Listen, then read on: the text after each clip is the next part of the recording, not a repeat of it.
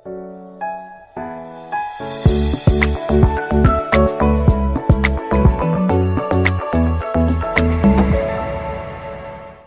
Usain the NV Sharma show में आप सभी का स्वागत है। मैं हूं आपका होस्ट एनवी शर्मा।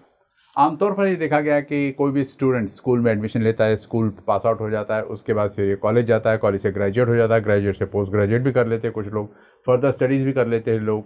लेकिन अल्टीमेटली जब नौकरी की बारी आती है तो कहीं ना कहीं एक अनएम्प्लॉयमेंट का जो रेशियो बड़ा होने के कारण कोई भी ब्रांच का कोई भी स्टूडेंट, कोई भी फील्ड का कोई भी स्टूडेंट कहीं भी नौकरी ढूंढने की कोशिश कर रहा है आजकल, क्योंकि पैंडेमिक के बाद नौकरी की हालत और भी खस्ता हो गई है। आपने अक्सर देखा होगा कि एक इंजीनियर बैंक का एग्ज़ाम दे रहा है और बैंक में एक क्लर्क का काम कर रहा है, या फिर बाद में एक डॉक्टर किसी स्कूल में टीचर होकर पढ़ा रहा है। इन सब को लेकर जो एक मानसिकता होती है वो ये है कि मैं पढ़ लिख के ग्रेजुएट हो जाऊँ कोई भी फील्ड में और बाद में नौकरी कर लूँ, 2 पैसे कमा लूँ और सुबह शाम आराम से बैठूँ। ये एक मानसिकता रहती है अक्सर। लेकिन कुछ लोग ऐसे होते हैं जो इसको नहीं मानते और वो अलग अलग दिशाओं में घूमते हैं। जैसे कहते हैं ना, having a pie in finger in every pie, उस किस्म की बातें, उस किस्म की सोच रहती है। इमेजिन ये भी कीजिए कि अगर सचिन तेंदुलकर क्रिकेट ना खेलता तो एक किसी बैंक एम्प्लॉय या फिर किसी रेलवे कंपनी में काम करता होता। उसी प्रकार अमिताभ बच्चन की बात कर लीजिए, एमआर थे वो या सेल्स रिप्रेजेंटेटिव, और वहाँ से उन्होंने छोड़ के फिल्मी दुनिया में प्रवेश किया। क्योंकि ये लोग ऐसे होते हैं जो अपने हॉबी को ही अपना पैशन बना लेते, अपना प्रोफेशन बना लेते और उसमें एक आनंद मिलता है उनको। कुछ ऐसे ही हालत है आज के हमारे मेहमान के, जिनका नाम है मिस्टर सिद्धार्थ रॉय, जो महज 22 साल के हैं। और जैसा मैं कह रहा था कि he has a finger in every pi that he likes. कहीं ऑथर है तो कहीं कम्युनिटी एनेबलर है, तो कहीं ब्लॉगर है, तो कहीं क्रिएटिव राइटर है। राइट फ्रॉम स्कूल डेज से ये कई सारे अवार्ड्स और मेडल्स और ट्रॉफीज और शील्ड्स जीत चुके हैं। इनकी बात मैं नहीं करूंगा क्योंकि अक्सर मेरे इस शो में मैं बोलते रहता हूँ, जिनको बहुत सारे अवार्ड्स मिलते हैं उनको कहता हूँ मैं कि आपके घर में बर्तन कम और अवार्ड्स ज़्यादा है। और कुछ खास अवार्ड्स की बात करूंगा मैं इस प्रोग्राम के दौरान, लेकिन सबसे पहले उनका स्वागत करता हूँ। Welcome Siddharth, it's a long time that I have seen you. Yes, it's a very long time. सबसे पहले कंग्रेचुलेशंस, क्योंकि हाल ही में 2021 में आपको एक अवार्ड मिला है, नेशनल यूथ अवार्ड, जो कि ऑनरेबल मिनिस्टर अनुराग सिंह ठाकुर ने आपको प्रेजेंट किया है। युवा 130 करोड़ में से 22 लोग छटे गए थे और उनमें से आप एक अवार्डी हो। How do you feel about it? It feels a huge honour. मैं बहुत इसके लिए, जब सिलेक्ट हुआ था, मैं जब घर पे लेटर आया था तो बहुत ज़्यादा खुशी हुई थी कि जान के कि भारत सरकार ने जो काम करते आए उसे मान्यता दी है। पर एक चीज़ वो भी थी कि जो काम करते आया हूँ और वही आगे करते रहूँगा, और यही उम्मीद है अवार्ड के बाद भी। जी। इसके अलावा आपको 2018 से बैक टू बैक कई सारे अवार्ड्स मिले। If I could talk about the manuscript of the year, जो लिटो फेस्ट में 2018 में मिला था, what was that about? Sir, that was about the manuscript of rise in love, जो मेरी सेकंड बुक थी। सो लिटो फेस्ट एक एनुअल फेस्टिवल होता है बॉम्बे में। सो SBI अलग अलग लोग इसे स्पॉन्सर करते हैं। सो मैंने जब राइज इन लव में लिख रहा था तो मैंने मेरी मैन्युस्क्रिप्ट तो वहाँ पे सबमिट की थी। So manuscript of the year rise in love को सिलेक्ट किया गया था। So that award was regarding that. And कुछ इसमें स्पेशल क्राइटेरिया रहता है कि व्हाट दे फोकस ऑन, ऐसा कुछ? सर, हर एक कैटेगरी में अलग अलग अवार्ड उसमें रहता है, फिक्शन, नॉन फिक्शन, यहाँ पे सेल्फ हेल्प में। सो मुझे फिक्शन के लिए मिला था। Rise in love was a fiction novel. What was this promising youth of India Indian of the year? So Promising Indian Youth is a society, sir. It's a society which organizes, हर साल दिल्ली में उनके अलग अलग events रहते हैं जहाँ पे they plan to have more delegations coming into them, like अलग अलग जो सोसाइटीज़ के लोग रहते हैं from different parts of India. एक यू कैन से एक सम्मेलन टाइप होता है, लोग अपने विचार शेयर करते हैं, एंड उन्हीं लोगों में से like promising Indian society recognizes few of them. So जिनको हम अवार्ड देते हैं उसमें भी अलग अलग क्राइटेरिया रहते हैं। कोई एंटरप्रेन्योर है, कोई बिजनेसमैन है, कोई हेल्थ सेक्टर में, वहाँ पे अवार्ड दिए जाते हैं। और इस बार श्री प्रदा मुखर्जी ने दिए थे। I was the lucky one. Social entrepreneurship में 2019 yes. साथ में मेयर इनोवेशन अवार्ड भी मिला था आपको। वो तो सर नागपुर म्युनिसिपल कॉर्पोरेशन का ही अवार्ड था। रिगार्डिंग क्राइटेरिया क्या था? क्राइटेरिया सर इसका वाइड ओपन था। क्राइटेरिया मतलब the work which I have been doing in Nagpur, उसी के लिए मेयर इनोवेशन अवार्ड मिला था। और अलावा इसके राष्ट्रीय गौरव सम्मान जी, सो उसके भी लिए जो सोशल वर्क, जो एजुकेशन सेक्टर में जो मतलब करते आ रहा हूँ, वर्कशॉप, स्किल डेवलपमेंट में, राष्ट्रीय गौरव सम्मान was related to that. How do you rate this? मतलब सबसे ज्यादा डियर कौन सा है आपके लिए? Of course all awards are awards, that's true sir, but national youth award, because government of India का ऑफिशियल अवार्ड रहता है ये national youth award, so that is the closest one. जी। अलावा इसके आप एक ऑथर भी हो, आपने स्पेशल फिश लिखा है, राइज इन लव लिखा है, और one more is forthcoming. What is that? So Special Fish and Rise in Love के बारे में it's all about parenting, adolescence and youth culture. Hands of Bricks एक बुक में लिख रहा हूँ जो नागपुर में अगर आप देख रहे हैं 2-3 सालों से एक स्टार्टअप कल्चर एमर्ज हो रहा है. स्टार्टअप फेस्टिवल्स हो रहे हैं, इकोसिस्टम, इंक्यूबेशन सेंटर, अलग अलग प्रयास हम कर रहे हैं कि नागपुर में एक स्टार्टअप हब हम कैसे बना सकते हैं. बिकॉज अभी आप अनएम्प्लॉयमेंट की बात कर रहे थे, अनएम्प्लॉयमेंट रेट अभी इंडिया में it's soaring high, but how can we as youth solve that problem. So वो एक जहन में था मेरे जब मैं इसके बारे में काम कर रहा था अलग अलग संस्थाओं से जुड़ के कि जो आइडियाज़ हम इंक्यूबेट करते, क्योंकि सर अगर आप हर एक स्कूल कॉलेजेस में जाएंगे वहाँ पे आइडियाज़ आपको बहुत मिल जाएंगे. हर बच्चे के पास आइडिया है, हर बच्चे के पास इनोवेशन है.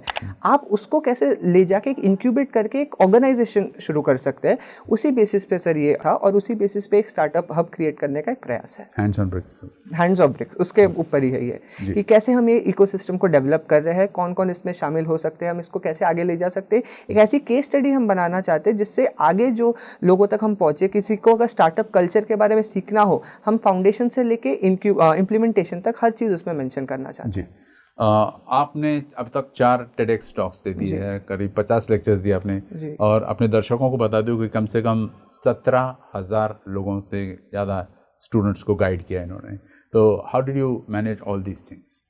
सर TEDx से शुरू करते हैं. व्हाट इज TEDx से शुरू करते हैं. TEDx basically it's technology, entertainment and design, ये जो रहता है. सो बेसिक टेड का यही फाउंडेशन था, फिलॉसफी था कि जो लोग फील्ड में काम कर रहे हैं उनका फिलॉसफी था कि उन्हें एक प्लेटफॉर्म दिया जाए, लोगों तक उनकी कहानियाँ पहुँचा जाए कि एक आइडिया में कैसे एक पोटेंशियल रहता है कि ये दुनिया को चेंज कर सके. ये इसका फिलॉसफी था.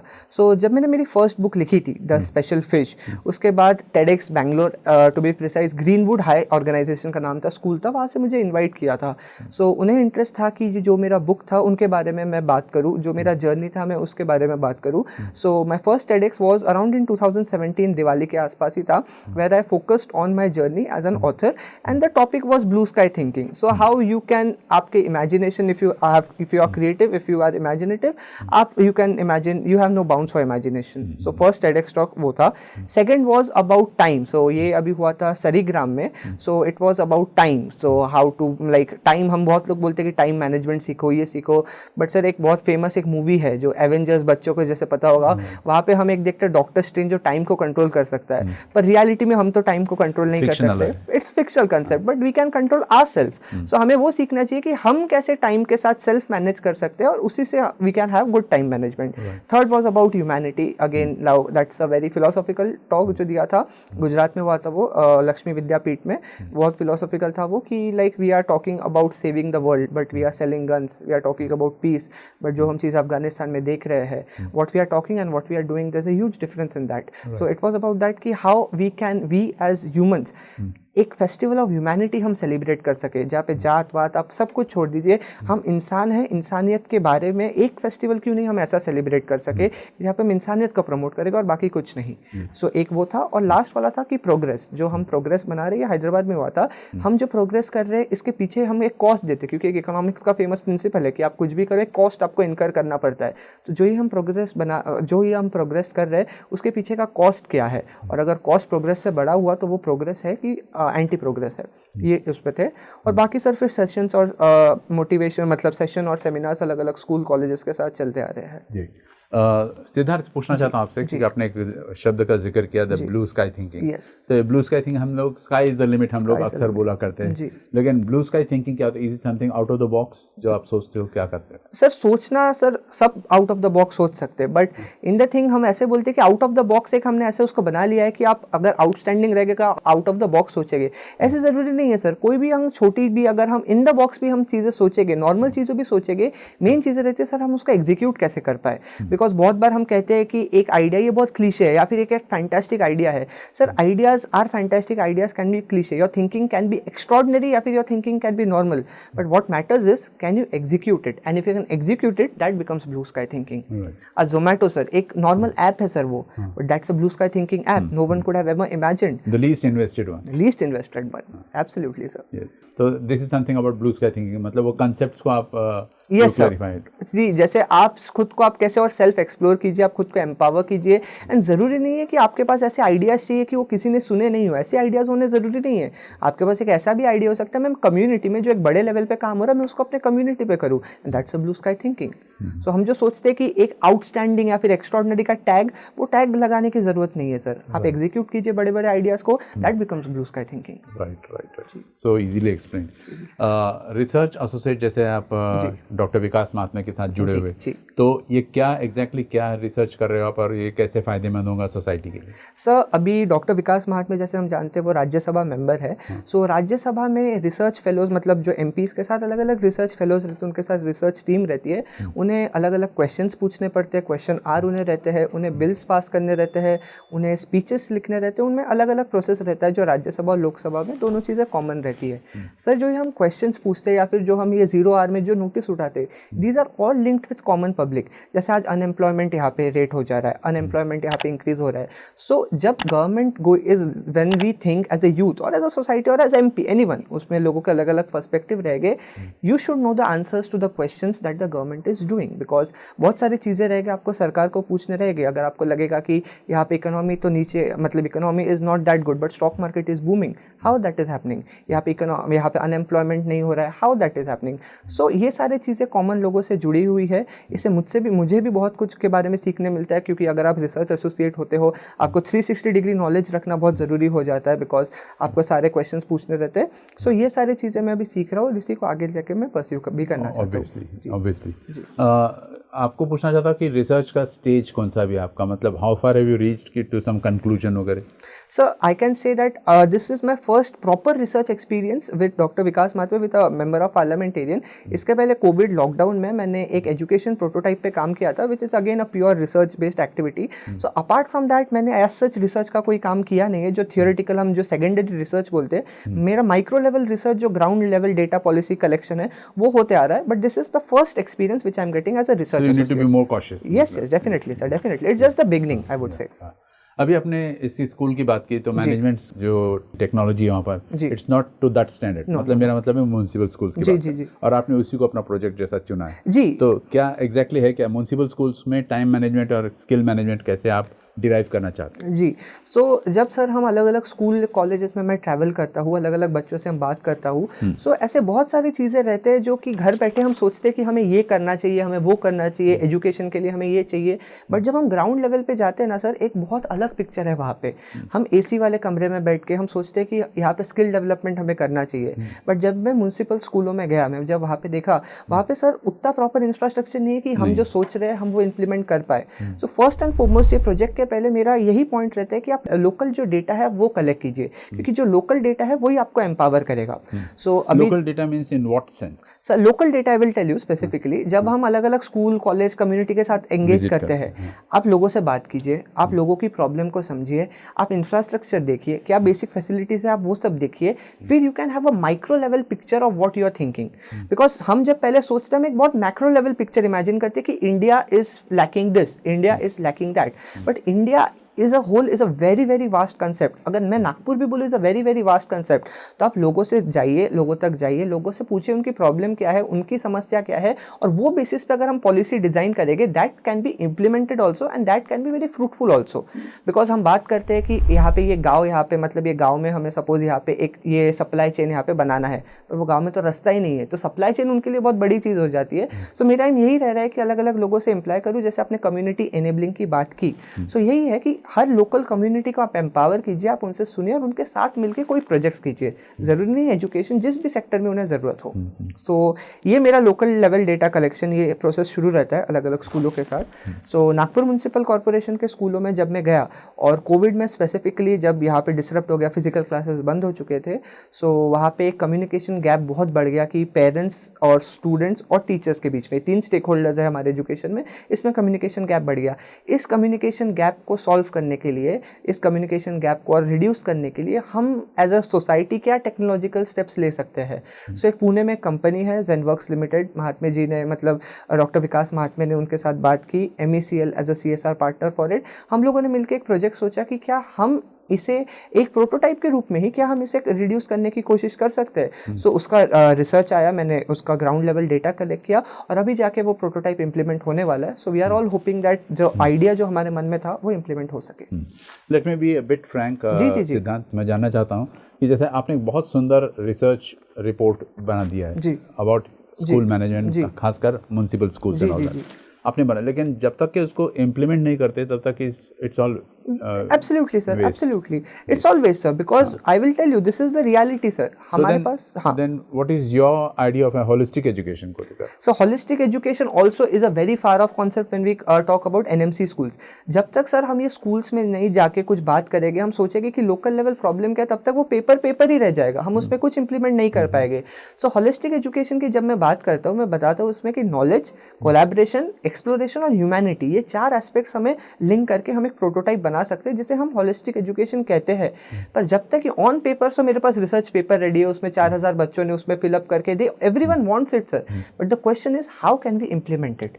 सो इसके लिए सर अलग अलग स्कूलों में मैं प्रयास ऐसे कर रहा हूँ, जैसे प्रियदर्शनी कॉलेज MBA जो प्रियदर्शनी मैनेजमेंट कॉलेज है, वहाँ पे हमने फिल्म मेकिंग के वर्कशॉप्स कंडक्ट किए, फिल्म मेकिंग का एक इकोसिस्टम किया है। सो मैनेजमेंट और फिल्म मेकिंग का भी लिंक नहीं होता है क्योंकि that's a far off concept उनके लिए film making, but that's a part of holistic education, that's a part of exploration. So ऐसी अलग अलग स्कूलों कॉलेजों के माध्यम पे मैं मेरे लेवल पे, लोकल लेवल पे जिनसे बात करता हूँ, इंटरेक्ट करता हूँ, ये चीज़ों को इम्प्लीमेंट करने की कोशिश करता हूँ। सो तब जाके मुझे पता चलेगा कि इम्प्लीमेंटेशन और एग्जीक्यूशन और आपने जो लिखा है उसमें कितना फर्क है। सो अभी पूरा मेरा जर्नी इसी के ऊपर रहेगा। जी Siddharth, you are still an undergraduate और आप परस्यू करें ओपन यूनिवर्सिटी से या कहिए बाकी वेस्टलिंग वुड्स इंटरनेशनल से भी।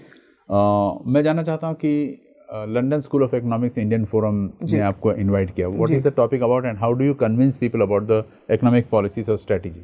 सो मेरा तो स्पेसिफिक टॉपिक एजुकेशन था। द एजुकेशन में हम जो प्रोजेक्ट्स कर रहे थे, मेरा main invitation was because of the education policy which I have been working, और उसमें सो वो इवेंट अनफॉर्चुनेटली कोविड पैंडेमिक की वजह से it had to be curtail, but in future also my basic topic will be education, and education and economics are correlated. That's why I am also studying about economics to learn better about the aspects, and I will pursue that as well. जी, अभी जो new education policy आई उसमें हम लोग अभी तक कैसे थे कि रिसिलिएंट थे by force not by choice. जी, तो इसको how do you look at this new education policy? The draft new education policy was really good. It has focused on holistic thinking, या इसमें लिबरल एजुकेशन, इसमें बहुत चीज़ों के बारे में, फ्लेक्सिबिलिटी, वहाँ पे आपका क्रेडिट सिस्टम, बहुत कुछ के बारे में इसमें बात किया गया। मैंने जो एजुकेशन का रिसर्च किया था, अगेन इस पर भी बहुत डिटेल में मैंने मेंशन किया है, पर जैसे सर आप ही ने बोला, ऑन पेपर ये सारी चीज़ें बहुत अच्छी लगती है, सबको चाहिए एक चेंज, बट ये चेंज को हम इम्प्लीमेंट कैसे करेंगे, that is the main question. So new education policy से ही मेरा जो एजुकेशन प्रोटोटाइप था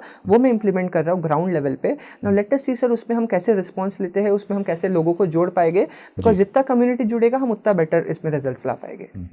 एक इससे जुड़ती हुई बात है कि आपने एक प्लेटफॉर्म डेवलप कर दिया या कर रहे हो अबाउट टेलीमेडिसिन। जी, तो how does it help the society? Sir telemedicine का प्लेटफॉर्म ये डेवलप हो चुका था, ये कोविड के बीच में हमने किया था, जब कोविड एकदम पीक में था, you can say second wave के पहले ही, because I had something in my mind कि जब इतना कुछ यहाँ पे हो रहा है, जब कोविड ऐसे स्प्रेड हो रहा है, लोग बाहर कैसे जाएंगे, डॉक्टर्स के साथ कैसे जुड़ेंगे, एक ये बहुत बड़ा कंसर्न था। सो ऐप, अगर आप बोलेंगे बहुत लोगों ने ऐप एक डेवलप किया है सर, पर इंडिया में मतलब ऐप डेवलप करना बहुत कम लोग हैं जो ऐप के बारे में समझ पाएंगे, उसको डाउनलोड कर पाएंगे, उसमें इंस्टॉल कर पाएंगे। पर अगर आप सिंपली एक नंबर दे दें उन्हें जिससे वो व्हाट्सएप पे जुड़ पाएंगे, क्योंकि व्हाट्सएप का आउटरीच आज सबसे ज़्यादा है सोशल मीडिया पे, हम लोगों को पता है व्हाट्सएप क्या है। सो हमने परिंदे फाउंडेशन को मिलकर, तब रविंद्र ठाकरे जी कलेक्टर सर थे, उनके साथ मिलकर एक ऐसे प्लेटफॉर्म किया था जिसमें हमने नागपुर के अलग अलग फील्ड्स के डॉक्टरों को जोड़े थे, ध्रुव पैथोलॉजी लैब ये टेस्टिंग के लिए जोड़ा था कोविड के लिए, और हमारे पास ऐसे अंडर ग्रेजुएट जो डॉक्टर्स है वो थे। सो जिससे हम एक व्हाट्सएप नंबर के माध्यम से इंफॉर्मेशन भी दे, ट्रीट भी करें, और जहाँ पे अगर ट्रीटमेंट की जरूरत हो वहाँ पे हम फिजिकली भी वहाँ पे ट्रीट कर ले। सो एक ऐसा प्लेटफॉर्म डेवलप किया था, उसका यूज़ अभी तो फिलहाल बहुत कम हो गया, बिकॉज अभी बहुत लोगों ने ये चीज़ बना लिया है, पर वो समय हमें काफ़ी अच्छा रिस्पॉन्स मिला था उसके लिए। साथ साथ में आप एक ब्लॉगर भी हो, मतलब एक मल्टीफेसेटेड पर्सनैलिटी हो। जी, टाइम्स ऑफ इंडिया का ये, इकोनॉमिक टाइम्स का ये, न्यूयॉर्क टाइम्स का ये, हितवाद में भी आप एक ब्लॉगर रह चुके। तो what exactly are your topics and how much concern are you about it? मतलब जस्ट लिखना इसलिए लिखना अलग चीज़ हो जाती है, बिल्कुल बिल्कुल, लेकिन it should reach the heart of the reader. बिल्कुल बेसिक टॉपिक सर आपका ये सारे प्लेटफॉर्म जो आपने मेंशन कर लिए इसके टॉपिक्स यूथ से ही रिलेटेड था। यूथ से आप रिलेट करके कई नेशनलिज्म, कई एजुकेशन, कई अलग अलग चीज़ें, सब बेसिक चीज़ें यूथ से ही रिलेटेड है। क्योंकि मैं एक चीज़ मानता हूँ सर, ये जो आउटरीच हमें जो मिलता है अलग अलग चैनल के माध्यम से, अलग अलग मीडिया के माध्यम से, ये एक बहुत इंपॉर्टेंट चीज़ रहती है जब आप लोगों को जोड़ने की बात करते हैं। बिकॉज लिखने के लिए लिखने से लोग आपसे नहीं जुड़ेंगे, बिकॉज लोगों को वो समझ जाता है कि मतलब ठीक है इसने एक आर्टिकल लिखा है। पर सर अगर आप सही में if you put your heart in, बिल्कुल if you put your heart in the article, लोगों को वो समझ में आता है। लोग वो कुछ भी करके ना, अगर आपका ईमेल आईडी दिया भी नहीं रहेगा ना, वो फेसबुक से, इंस्टाग्राम से आपको मैसेज करेंगे कि मैंने आपका ये आर्टिकल पढ़ा है, how can we involve in these things. क्योंकि मैंने ये खुद ने एक्सपीरियंस किया है। जब आप just for the sake of doing it कोई काम करते हो ना सर, छोटे मन से कोई आप करते हो ना, उस काम का रिजल्ट कुछ और ही रहता है। पर जब दिल खोल के काम करते हो, जब आपको पता है कि I have to put my heart in, लोग आपसे जुड़ते रहते हैं और ये आउटरीच से ये आपका जो चेन है ये बड़ा बनता रहता है। You are just 22 now. Yes sir. I thought you were 82. Because level of thinking, maturity आपकी उतनी है। 82. And it's very nice to hear these from young people like you. मैंने इंटरव्यू में बताया था कि कुछ लोग, हम लोग क्या करते, ग्रेजुएट हो जाते, एक नौकरी ढूंढ लेते, भले वो हमारे प्रोफेशन से जुड़ा नहीं हो, लेकिन पेट पानी के लिए हम लोग ये सब कर लेते। तो मैनेजमेंट स्किल्स को लेकर आज तक कोई एक ऐसा स्किल डेवलपमेंट कोर्सेज वगैरह इतना इसको तवज्जो या इम्पोर्टेंस नहीं मिला है। तो उसके बारे में आपकी क्या सोच है और आप इसको कैसे इम्प्लीमेंट करना चाहो? सर मैनेजमेंट स्किल्स अगर मैं बात करूँ, आजकल भी हमारा ट्रेडिशनल थिंकिंग, चलो हम अभी बहुत चेंज हो रहे हैं, बट ये इंजीनियरिंग, मेडिसिन, सीए, ये सारी चीज़ों को हम ट्रेडिशनल फील्ड मानते हैं और इसी पे हमारा फोकस रहता है। मैनेजमेंट स्किल सर अभी ये एक इतनी इंपॉर्टेंट स्किल है, बट ये सबसे ज़्यादा अंडररेटेड है। मैनेजमेंट सर सब जगह है। मैं आपके साथ आज बात कर रहा हूँ, मेरा स्पीच मैनेजमेंट, मेरा टाइम मैनेजमेंट, मेरा dress management, everything is linked with management sir. If you are a good manager sir, you can achieve anything, और बीट एनी फील्ड आप कुछ भी कर सकते हो। So management is one skill which I want to study in future as well. अलग अलग topic से मैं ये पढ़ना चाहता हूँ। मैं थ्योरेटिकल स्किल से मैं खुद को ग्रूम करना चाहता हूँ। और जब मैं बच्चों से इंटरैक्ट करता ही हूँ, गुड मैनेजर होना सर हम सबको यही सिखाते हैं कि you have to be a good manager. आपने टाइम की बात की, time management, again there is a word management into this thing. So any topic, any literature, any field जहाँ पे भी है, ये मैनेजमेंट स्किल ये होना चाहिए। सबको एक गुड मैनेजमेंट स्किल सिखाना चाहिए। और इसके माध्यम से मैं अलग अलग वर्कशॉप सेमिनार के थ्रू ये सारी चीज़ें मैं इनको इम्पार्ट करने की कोशिश करता हूँ। जी, because you are connected with people who matter. तो मैं पूछना चाहता आपसे, जैसे स्किल बेस्ड एजुकेशन हो तो it can lead you to self employment. That's true. तो उसको आप कैसे एंगल से देखते हो और कैसे कन्विंस करते हैं आप लोगों को when you have met 17,000 students? Sir now if you go 17,000 students, sir हर कोई एक बैकग्राउंड से नहीं है। अभी कोई एकदम रूरल एरिया से है, कोई एकदम इंटरनेशनल स्कूल्स में पढ़ रहे हैं। अभी इंटरनेशनल स्कूल में जो पढ़ रहे हैं, आपको उसको स्किल डेवलपमेंट के बारे में बताना बहुत ईजी रहेगा। उनके पास वो बैकिंग है, उनके पास वो इकोसिस्टम है, उनके लिए काम बहुत ईजी हो जाता है। बट अगर आप एक रूरल बच्चे से बात कर रहे हो जो एक रूरल एरिया से बिलोंग करता है, सर आइडिया दोनों के पास फिर भी सेम ही है। वो भी कुछ करना चाहते हैं अलग, ये भी कुछ करना चाहते हैं अलग, बट इनके पास वो ना इंफ्रास्ट्रक्चर है ना ये कुछ है। सो सर हमें इंफ्रास्ट्रक्चर बोल के कि ये सपना दिखा के कोई मतलब नहीं होगा, बिकॉज हम ये सपने को पूरा कर ही नहीं पाएंगे। मैं एग्जांपल आपको ये देता हूँ। मैं एक अभुदया ग्लोबल विलेज स्कूल से एक जुड़ा हुआ हूँ जो खापा में है, 40 किलोमीटर यहाँ से दूर है। तो वहाँ पे उन्होंने, भाग्यश्री मैम और सचिन सर ने बहुत एक अच्छा ड्रीम लिया है कि हम इंजीनियर और डॉक्टर बनने का सपना ये बच्चों को नहीं दिखाएंगे। हम एक उनको ऐसा सपना दिखाएंगे कि वो फार्मर बने। और फार्मर हमारे देश के लिए कितना इंपॉर्टेंट है, because they are the backbone of this country. So why not motivate the kids to be a good farmer, to be good managers at farm and to produce their own living and feed other people. So जैसे अलग अलग, जैसे अभुदया global school के साथ ये इतना बड़ा ये प्रोजेक्ट जो वो लोग सक्सेसफुली रन कर रहे हैं, मेरा एम यही रहता है कि अलग अलग जो रूरल एरियाज है वहाँ पे आप वो लोकल हॉटस्पॉट डेवलप करो, ना कि आप एक मैक्रो चीज़ जो आपको पता है वो करो, क्योंकि वो वहाँ पे इंप्लीमेंट हो ही नहीं सकता, क्योंकि उनके प्रॉब्लम अलग है, यहाँ पे वो प्रॉब्लम अलग है। So local hotspot, locally micro level पे काम करना, यही मेरा एम है। समाज का हर वर्ग जो है वो इम्पोर्टेंट है, चाहे वो डॉक्टर हो, इंजीनियर हो, किसान हो, बिल्कुल, या एक एम्प्लॉय हो मामूली, बिल्कुल, एवरीबॉडी इज इम्पोर्टेंट। बिल्कुल। तो इसको लेकर आप अलग अलग ग्रुप्स के साथ भी कांटेक्ट करते रहते हो, और एक आपके बायो में पढ़ रहा था मैं, that was broad age group. जी, तो what is this broad age group और उसको आप कैसे हेल्प करते हो? Sir broad age group in the sense मैं आपको बताऊं, मैं लाइक फर्स्ट स्टैंडर्ड से बच्चों से लेके जो बच्चे पोस्ट ग्रेजुएट कर रहे हैं उनसे मैं इंटरेक्ट करता हूँ. चलो पोस्ट ग्रेजुएट बच्चे तो नहीं बोल पाएंगे, मैं ही अंडर ग्रेजुएट हूँ. पीपल स्टूडेंट्स, सो मैं उनसे इंटरेक्ट करता हूँ. इसके अलावा लाइक अलग अलग हेल्थ सेक्टर ग्रुप में मैं उनके साथ भी मिलकर काम करता हूँ. आपने डॉक्टर सतीश देव पुजारी का नाम सुना होगा, जो काम कर रहे हैं नागपुर में, जो वेंटिलेटर बना रहे हैं कोविड टाइम में. वो अलग अलग चीज़ों में वो काम कर रहे हैं. उनके साथ जुड़ के मैं अलग अलग कम्युनिटीज़ के साथ मिलकर ये काम करना चाहता हूँ. अलग अलग एनजीओ जो है, जो एजुकेशन इकोसिस्टम प्लांटेशन में ये काम कर रहे हैं, मैं इनके साथ जुड़ के काम करना चाह रहा हूँ, मतलब काम कर रहा हूँ. एम सर यही है कि आप कम्युनिटीज़ को डेवलप कीजिए, बिकॉज कम्युनिटी सिर्फ एजुकेशन से डेवलप नहीं होती है. कम्युनिटी इकोनॉमिक्स, एजुकेशन और आप अलग अलग फील्ड का नाम ले लीजिए, वो सबसे मिलकर डेवलप होती है. आपको सबको एक साथ जोड़ के काम करना और हर एक चीज़ों को आपको मैक्रो लेवल पे कम्युनिटी को एम्पावर करना है. वो चाहे आप फाइनेंशियली कीजिए, वो चाहे आप एजुकेशनली कीजिए, आप अलग अलग चीज़ों पर काम कीजिए. तो ब्रॉड एज ग्रुप में इसलिए मैंशन करता हूँ ब्रॉड ग्रुप, क्योंकि मेरा फील्ड कोई काम एक स्पेसिफिक इसके लिए नहीं है. कोई भी लिटरेचर में, कभी दूसरे टाइप का है. मेन पावर है कम्युनिटी एनेबलिंग. जी. तो क्या ये जो आप जो कह रहे थे अभी, ये सब वो आपका एक प्रोजेक्ट है, आओ मिलकर तरक्की करें? मिलकर तरक्की करें, because is it an extension of PM's idea, Clarion call जो दिया था, सेल्फ रिलायंट इंडिया, आत्मनिर्भर Bharat? Yes sir, you can से कि मेरा सर हमेशा ये ड्रीम था कि हम कंपटीशन में इतना ज़्यादा फोकस करते हैं कि ये आगे ना चला जाए, ये ऐसे कर लेगा, ये आगे ना चला जाए, मतलब ये हमारे कॉमन इसमें है. सर मैं हमेशा से ये मानता हूँ कि कंपटीशन को, ये आप हेल्दी कंपटीशन हर जगह ज़रूरत है, मैं अभी वो नहीं बोल रहा हूँ, पर कोलैबोरेशन जो रहेगा, आओ मिलकर काम करें, आओ मिलकर ये सोसाइटी के लिए कुछ करे, खुद के लिए कुछ करे, समाज के लिए कुछ करे. हमेशा सर ये फिलॉसफी मेरी रही है. तो आपने जितने मैंने जो प्रोजेक्ट्स में नाम ले रहा हूँ, और पीएम का जो विजन था आत्मनिर्भर भारत का, सो that is about self resilient India. उसी को एक्सटेंड कर रहे हैं, उसी को एक्सटेंड कीजिए लोकल लेवल पे, बिकॉज आत्मनिर्भर Bharat is a very broad topic which we are doing. लोग अगर अच्छे काम कर रहे हैं, आप उनके साथ जुड़ के काम कीजिए, आप अपने स्किल्स उसमें दीजिए. जरूरी नहीं है कि प्रोजेक्ट आप ही का हो, कोई अगर दूसरा भी अच्छा काम कर रहा है उसमें मदद कर लीजिए. जरूरी नहीं कि क्रेडिट हमेशा आपको मिले, पर समाज के लिए, अपने लिए, उनके लिए कुछ अगर भला हो तो क्यों नहीं, उस पर हाथ बताइए. राइट जी. तो एक संगठन है ऑस्ट्रेलिया इंडिया यूथ ग्रुप, तो इसके साथ भी आप जुड़े हुए हो? ऑस्ट्रेलिया इंडिया यूथ ग्रुप का समिट जो हुआ था सर, अभी उसके साथ जो अभी समिट होने वाला है, उसके साथ मैं जुड़ा हुआ हूँ. और उसके साथ में जो ऋषि सूरी है, मैं उनसे कनेक्टेड हूँ. वो अलग अलग मैक्रो पॉलिसीज पे काम करते हैं, अलग अलग इस पे मैं उनके आइडियाज शेयर करते रहते हूँ. और एक यूथ डायलॉग, एक वो बहुत बड़ा फोरम है, तो इस बार मैं उसके लिए भी अप्लाई करूँगा उनसे जुड़ने के लिए. लेकिन उनके आइडियाज को हम इंडियन बैकग्राउंड में इम्प्लीमेंट कर सकते हैं, क्योंकि इंडिया की अपनी कुछ कमियां खामियां हैं, ऑस्ट्रेलिया के अपने कुछ प्लस माइनस पॉइंट्स हैं. How do you relate this? Sir again, sir basically Australia has its own uniqueness, own challenges. We also have the both. हमारे पास भी दोनों है, आपने जैसे कहा था.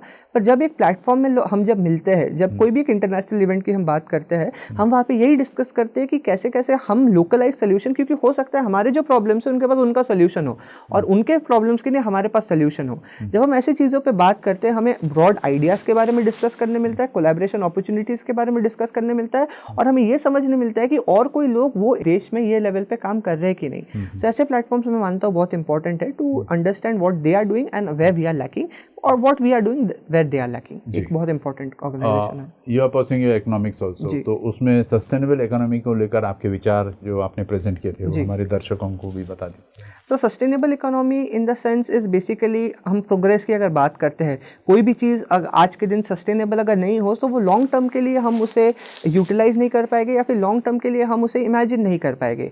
सो economics is one such topic. अगर हम पब्लिक पॉलिसी की बात करें, economics is the backbone. Economics and law are backbone of the public policy. So until and unless आपके पास इकोनॉमिक्स का, एक सस्टेनेबल इकोनॉमिक्स का एक नॉलेज हो, आप चाहे कोई भी फील्ड में काम करें, चाहे वो एजुकेशन हो, चाहे वो जेंडर हो, या फिर कोई भी फील्ड में हो, आप उसे इम्प्लीमेंट सस्टेनेबली नहीं कर पाएंगे, क्योंकि वो बहुत ही शॉर्ट टर्म रहेगा. सो इसलिए मेरा प्रयास यही है कि 3 साल जो मैं इग्नू से इकोनॉमिक्स को लेकर पढ़ रहा हूँ, उसके बारे में मुझे और सीखने मिले, और कैसे इकोनॉमिक्स सब चीज़ों से जुड़ा हुआ है, और इकोनॉमिक्स के साथ मिलकर एक चीज़ को हम सक्सेसफुली इम्प्लीमेंट कर सकेंगे. वही प्रयास है मेरा भी. जी. अगेन आउटरीच कोऑर्डिनेटर भी हो आप जी. तो एग्जैक्ट होता क्या है, मतलब how does it help the society? Outreach coordinator is, I will tell you sir, आज के दिन में outreach coordinator is someone who can help you to reach out to the masses. Because ऐसे बहुत लोग हैं, बहुत ऑर्गेनाइजेशन है जो कोर लेवल पे काम कर रहे हैं. जैसे youth for human right international जो है, वो बॉम्बे में इस ऑर्गेनाइजेशन, वो अलग अलग स्कूल कॉलेजेस में बच्चों को जो ह्यूमन राइट्स है उसके बारे में शिक्षा देने के लिए, उसके बारे में अवेयरनेस स्प्रेड करने के लिए अलग अलग स्कूल कॉलेजेस में जाते हैं. So my role with them is to help them to reach out to many schools, reach out to students, those who can learn, those who can have the awareness, because otherwise outreach coordinators अगर नहीं रहेगा आपका reach एक बहुत limited रहेगा. So मैं उनको मदद करता हूँ कि मैं जिस स्कूलों में ऑलरेडी गया हूँ, मैं जहाँ पे इंटरेक्ट कर गया हूँ, आप वहाँ पे भी जाइए, आप वो वहाँ पे भी ह्यूमन राइट्स के बारे में बताइए, क्योंकि मैंने उनको ह्यूमन राइट्स के बारे में नहीं बताया, शायद आप वहाँ पे उनको ज़्यादा बेटर कर सकेंगे. सो वही है सर, आप एक चीज़ शुरू करते हो, लोग आपसे जुड़ते जाते हैं और एक मैक्रो पिक्चर बनती है फिर. Right. Siddharth, you are also associated with writers rescue centre. Yes. तो राइटर्स रेस्क्यू सेंटर क्या है, एंड आप एक एडिटर के तौर पे आप वहाँ पर कैसे उनका रोल निभाते हो? Sir, writers rescue centre Nikhil Chandwani ji जो है, उनका एक विजन था कि मैं भी उसका पार्ट था राइटर्स रेस्क्यू सेंटर का, कि लिखना लोगों को बहुत पसंद है, बट उनको एक प्लेटफॉर्म नहीं मिल पाता है कि पब्लिश कैसे करे या फिर बुक कैसे लिखती है. मुझे भी ये सेम, मतलब जब मैं बुक लिख रहा था ये सारे सेम चीज़ें मेरे भी दिमाग में आए थे जब मैं लिख रहा था. जब मैंने निखिल भैया से बात की इसके बारे में, तो उन्होंने मुझे काफ़ी अच्छा गाइड किया. पर फिर 2-3 साल बाद हमें लगा कि अगर हमें एक प्लेटफॉर्म अचीव हो चुका है, क्यों ना हम ऐसे लोगों को जिन्हें लिखना पसंद है उनके लिए भी एक ऐसे प्लेटफॉर्म दें. तो जो भी लोग लिखना चाहते हैं वो हमें अप्रोच करते हैं, हम उन्हें मदद करते हैं. मैं पर्सनली लेवल पे उन्हें मेंटरशिप और उनके जो बुक्स है मैं उन्हें एडिट कर देता हूँ जितना भी मेरे से हो सके, like apart from the in the free time that I have, I help them so that writers can be nourished, writers can have their से. एंड ऑल्सो अभी जो PM युवा स्कीम जो आई है, जहाँ पे वो बोल रहे हैं कि राइटर्स एक इंपॉर्टेंट पार्ट है सोसाइटी का, उनको एक इक्वल प्रोफेशनल जो डेलीगेंस है हमें वो देना चाहिए. राइटर्स रेस्क्यू सेंटर का भी एम यही है कि हर राइटर को हम एक प्लेटफॉर्म देने का कोशिश करते हैं. जी. What are your future plans?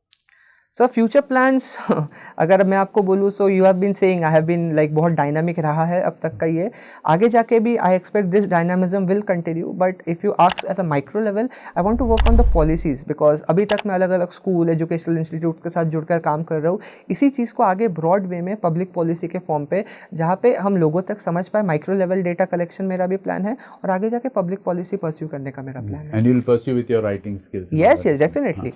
So because writing is something where you can reach out to masses, where people can connect with you. So leaving all those behind, that has helped you to grow, sir. मुझे नहीं लगता वो possible होगा. Hands on bricks क्या है? Sir, hands on bricks sir ये startup culture जो नागपुर में था उसके बारे में था वो बुक. अच्छा. जी. It's almost on the verge of it's on the verge of releasing. जैसा मैंने पहले कहा था, जो नागपुर में स्टार्टअप इकोसिस्टम एक डेवलप करने का एक केस स्टडी जो हमारे बनाने का प्रयास है, hands on bricks in focus on that. Siddharth, it was very very pleasing to talk to you. आप इतने यंग होकर इतने सारे आइडियाज़ को आप किस तरह उसको कोऑर्डिनेट कर लेते हो? क्या मैसेज देना चाहोगे आप हमारे युवा पीढ़ी को? जो भी ये चीज़, जो भी यहाँ पे ये सुन रहे, ये देख रहे हैं, मैं आपसे यही बोलूँगा कि आज मैंने जो भी अचीव किया है वो सिर्फ 4 लेवल का फॉर्मूला है. आप ये अगर फॉलो कर पाएंगे, आप अगर कुछ चेंज करना चाहते हैं या फिर आप खुद को चेंज करना चाहते हैं, हम तो सभी सोचते हैं कि हम दुनिया चेंज करेंगे, सोसाइटी चेंज करेंगे, बट मैं वो बोलूँगा आप खुद से शुरुआत कीजिए. सो आप खुद से शुरुआत कैसे कर सकते हैं? 4 लेवल फॉर्मूला मैं आपको बताऊँगा. आप फोकस कीजिए नॉलेज पे. आप नॉलेज पे in the sense, not in the text book knowledge, in the real knowledge that is there. आप टेक्स्ट बुक को इन डेप्थ पढ़िए, not just for exams. Empower your self with knowledge, with your education. उसके बाद आप लोगों से जुड़िए, एक कम्युनिटी बनाइए of like minded people, because हम इतने ज़्यादा कॉम्पिटिशन पे फोकस करते हैं कि हम कोलैबोरेशन करना ही भूल गए. सो एक कम्युनिटी के रूप में आप काम कीजिए, चाहे वो कुछ भी, आप इंजीनियर, डॉक्टर में कोई भी हो, आप उस पर कम्युनिटी पे काम कीजिए. 3rd स्टेप रहेगा एक वैल्यूज़, एक ह्यूमैनिटी की ब्रॉडर वेज में आप वैल्यूज़ एम्बेड कीजिए, ह्यूमैनिटी के लिए एक ब्रॉडर वे में काम कीजिए. और 4th रहेगा एक्सप्लोर कीजिए. जब आपके पास ये तीनों स्टेप आपने कर लिए होंगे, exploration is just a mere step for you. लोगों से बात कीजिए, अलग अलग चीज़ें करिए, just explore your limit, because there is no limit. अगर आप ये चीज़ों को कर लेंगे, आई एम डेफिनेटली श्योर कि आगे जाके you will have, there will be no bound for your future. Thank you so much. It was a pleasure as usual talking to you. Same here, and sir. we hope Thank we'll meet soon again. Very soon. Thank you.